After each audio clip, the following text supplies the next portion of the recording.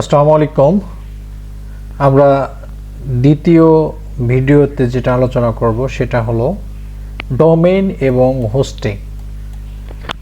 তো ডোমেইন এবং হোস্টিং কি সে বিষয়ে জানতে হলে আমাদের কোনো নলেজ থাকার প্রয়োজন নেই।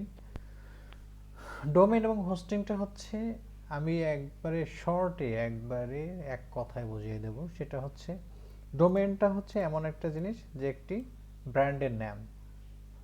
সাপোজ daraz.com, দারাজ, এটা হচ্ছে ডোমেইনের নেম, মানে ডোমেইন হচ্ছে একটি নাম। আপনার বিজনেসের যে একটি ব্র্যান্ডের নামটাই হলো ডোমেইন। আর হোস্টিং বলতে আমরা যেটা বুঝি,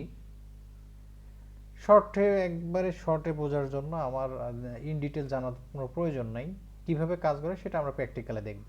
বাট এর ডোমেইন বলতে আপনি যেটা বুঝবেন সেটা হচ্ছে আপনার ব্র্যান্ডের যেটা নাম সেটাই আপনার রেজিস্ট্রেশনের মাধ্যমে একটা আইপি পাবেন, তারভাবে সেটা হচ্ছে হোস্টিং এর সাথে কানেক্ট করতে হবে। যাই হোক, তাহলে ডোমেইনটা আমরা যেটা বুঝলাম যে ডোমেইন একটি নাম, অর্থাৎ আপনার ব্র্যান্ডের যে নামটি সেটাই আপনার হচ্ছে ডোমেইন। আর হোস্টিং হচ্ছে একটি মেমোরির মতো বা হার্ড ডিস্কের মতো, যেখানে আপনার ফাইল, ছবি, লোগো, এক কথা এ টু জেড স্টোরেজ থাকে। যেমন মেমোরির ভিতরে আমরা অনেক কিছু স্টোরেজ করতে পারি, তেমন আপনার ওয়েবসাইটের লাইক দিস ওয়েবসাইট দারাজ, এই ছবিটা কিন্তু আসছে আপনার হোস্টিং থেকে। হোস্টিংটা হচ্ছে আপনার সকল ফাইল সেভ রাখবে, আপনার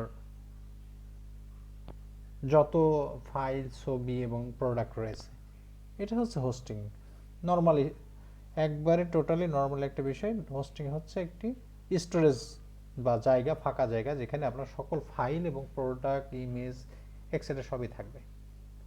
যাই হোক আর কি, এটাই আমাদের দ্বিতীয় ভিডিও ছিল। আমরা তৃতীয় ভিডিও থেকে আমরা শুরু করব যে কিভাবে প্র্যাকটিক্যালি ডোমেইন কিনতে হয়, কিভাবে হোস্টিং এর সাথে কানেক্ট করতে হয়, এই বিষয়ে আমরা ইন ডিটেলস আলোচনা করব। তো আজকের ভিডিও এ পর্যন্তই। দেখা হচ্ছে পরবর্তী ভিডিওতে। ধন্যবাদ সবাইকে।